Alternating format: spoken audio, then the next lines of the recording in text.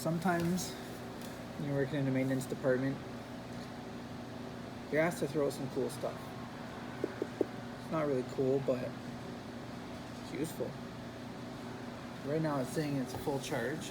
I just plugged it in. It's been sitting unplugged for years, honestly, years. So if it works, I got nothing to do with it.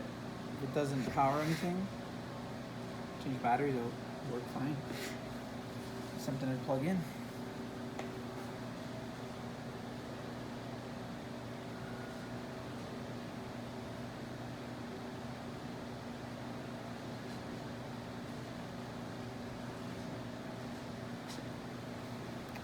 Unplug it from the main. It's dead. These new batteries. Won't be needing this.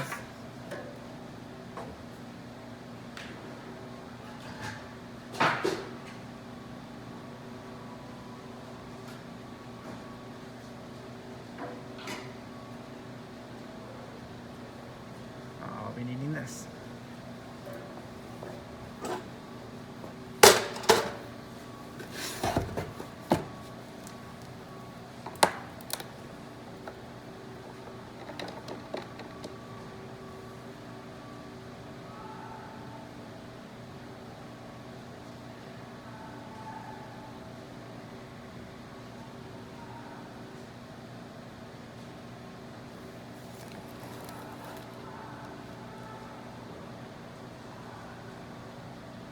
I was just checking to see if I had any information on the batteries inside, so I didn't have to take it apart. I got two more of these that are 1800 watt versions, way more powerful. And I have the manual for those, and they tell me exactly which batteries to buy. So I'll buy those ones, get those ones up and running. Those are the ones I want to use more. This one I'm honestly just curious about.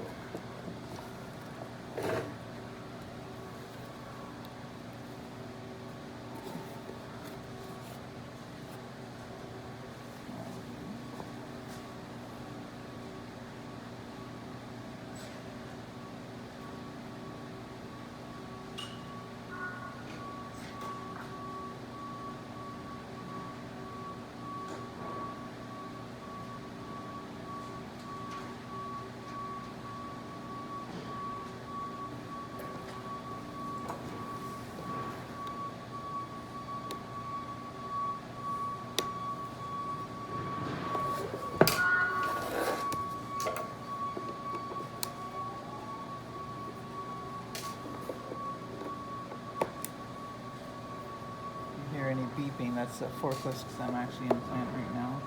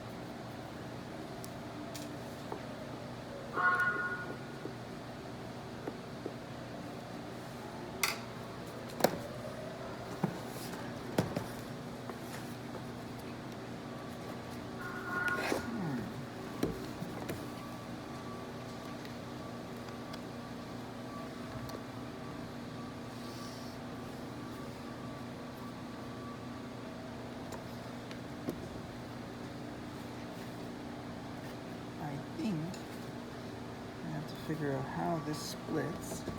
Continue the video then.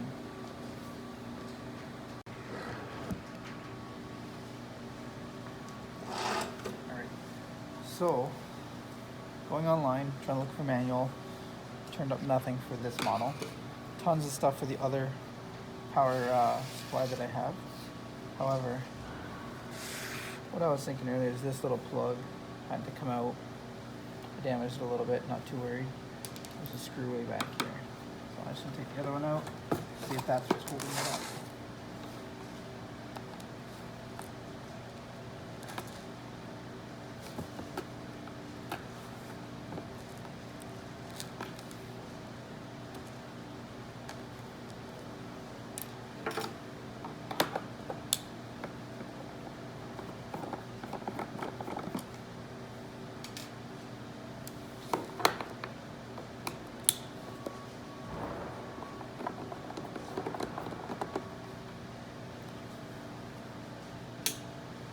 When you open up and then it's battery powered, you have to remember that there's always current in there. The batteries are always storing power.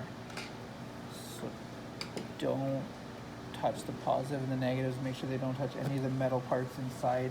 I believe the batteries are encased in some sheet metal. The 1800 watt version is.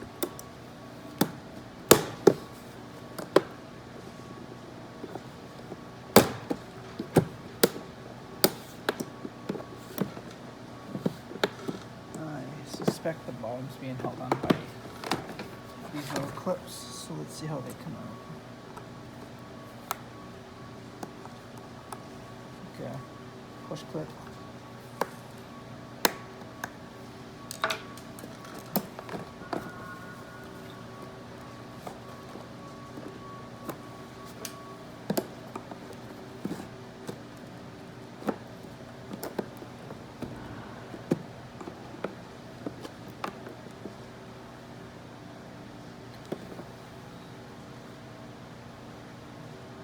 Sneaky.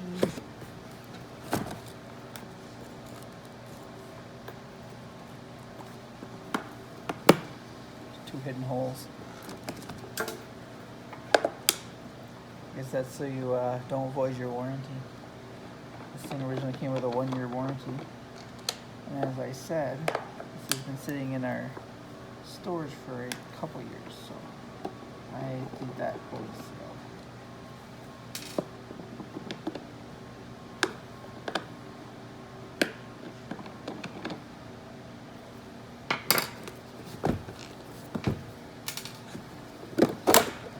Go.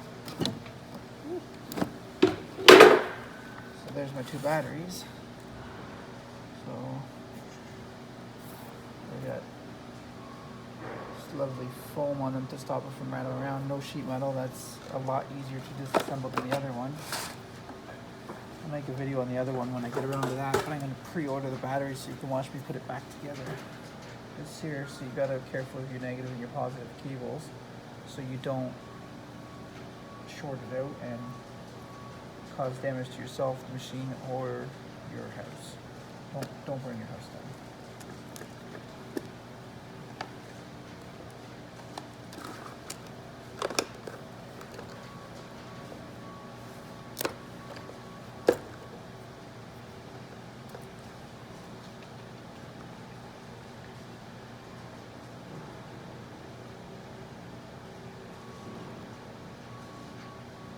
I'm going to cross-reference this number online and see if I can see if that's the battery number, but all the other batteries I looked at had a part number right here. So I'm going to do that real quick and then I'll continue the video. I don't think I'm going to go too much more in depth in this unless I get a new batteries, and I'll put it back together, but this is my goal for today, just to see which batteries are in here. I did a quick Google search and it took me to batteryclerk.ca. I have no idea how this website is, don't know anything about it, but it has a lot of information. So all I Googled was this 12 volt, 20 amp hour rechargeable battery. These are sealed lead acid batteries. I actually searched by that part number and that's the search that it suggested to me, so I went with that. Led me here. I was on this website the other day for the other battery packs that I got, but this website actually gives me dimensions. So I went and just measured the actual batteries, and those match exactly. So these are the batteries that I need. They are 46.69 Canadian each. Is $100 worth this little 400 watt battery backup? Probably not. I don't think I'm going to go ahead and buy these ones, but they do have the batteries for my 1800 watt unit, which I have 2 of, and I believe the batteries are close to the same, 36 bucks each I think, but I need 3 of them in that unit, and it seems like a better investment of my money to go with the 1800 watt versions, because 400 watts is not going to last very long if we need to use this in an emergency situation. So just a quick video showing what I actually found out. I don't know if you can see the part number anywhere here, if anybody's interested in that. Batteryclerk.ca. Alright, so I was going to put this charger battery pack thing back together, and I noticed something. I knew it had the USB ports on the front and it had a circuit breaker on the front, but it's got some pretty cool stuff on it. So if you just take a look here, I'm on front facing camera and I don't know why it's not letting me switch, but anyways, you got these circuit breakers. So you got your USB circuit breaker, you got your circuit breaker for your power outlet. If you look inside, let's take this apart, you can actually disconnect all this as a circuit board, follow the wires, it goes straight to 12 volt, so it's 12 volt down to a 5 volt for the USB, wherever it is, there it is. So you could take that out and use it in anything else you wanted. It's hard to aim the camera, sorry. Same as this, you could take the circuit breaker out separately, you could have a 120 volt outlet anywhere else you want. I'm sure the same on the back if you look in here. You got a circuit board with all of the rear outlets on it. So if you wanted, you could use some of these parts in another project. If you're making a lamp or something, you want a USB charging port. It's easy to put that little 2-inch motherboard in there, or circuit board in there, embed it into your lamp, and you have a charging port. So I think I'll recycle the batteries, and then I'll take the rest of the components apart, just see what other things are in here that might be useful. I always got things going through my mind what I might be able to use. There's a little fan in here, cooling fan. Never know when that'll come in handy. Lots of wire, but wire's cheap. Wire's used really, unless you need a small section. I just thought I'd point that out. Interesting.